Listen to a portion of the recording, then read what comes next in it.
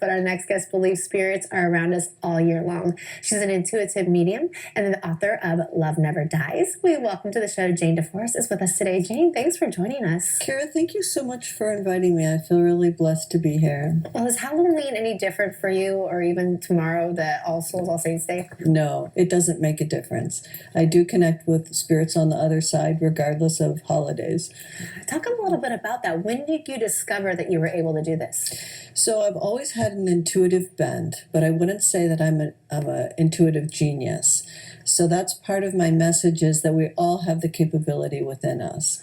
So I didn't see grandmother floating above my crib when I was a child, but I did know things. Later, I was able to, had a couple of opening experiences. One was in the King's Chamber of the Great Pyramid at the Giza Plateau, where we took turns, and I communicated with the universe. It was a game changer. When I was in the Amazon jungle, I was able to communicate telepathically with people, and that was my opening there. But my first encounter with a spirit on the other side was my mother-in-law. I'd never met her in this life, but one evening I was doing a session for my husband, and she appeared in the living room. I described her outfit, which was very specific and unusual detail.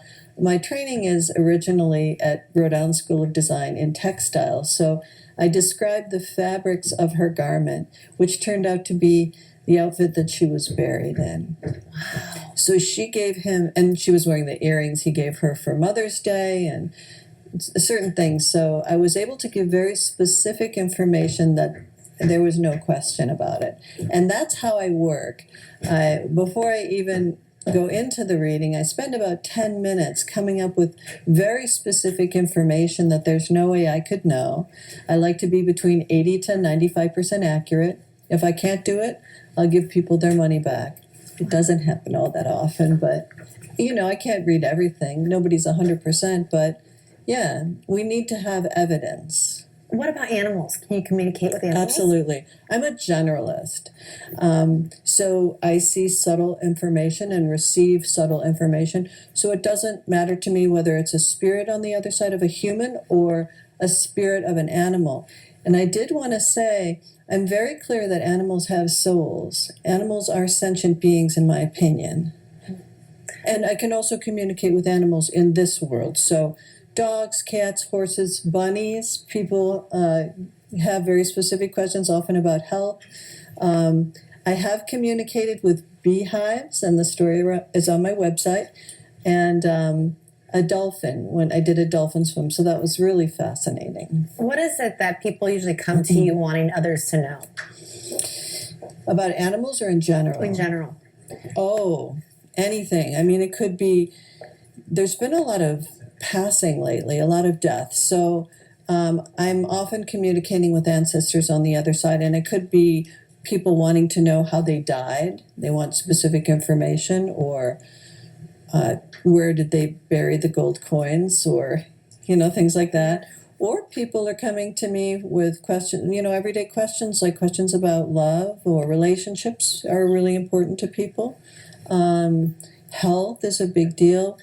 Real estate deals, from I'm the not curious though if you've ever esoteric to found any gold coins. I mean, like, treasure. Absolutely. So, so like, or where did you leave the documents for the will? So, I sometimes have to do very specific things. So I'll be able to see where it is. I'll give them the description of the location. Yes, absolutely. We've found missing things. And you say anyone can really do this? That is my premise, is that this is innate within our energetic construct.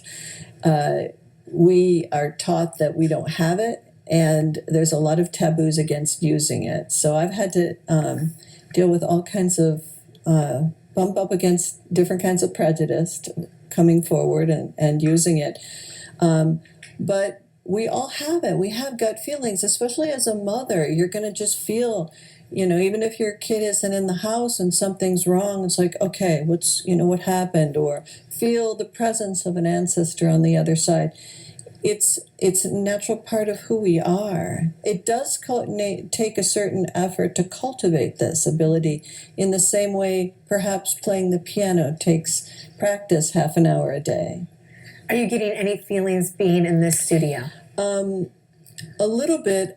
I'm more aware of communicating things that are important. I said a prayer before I came that what comes through be able to help people at this time. So I'm more focused on allowing the information to come through me to help people.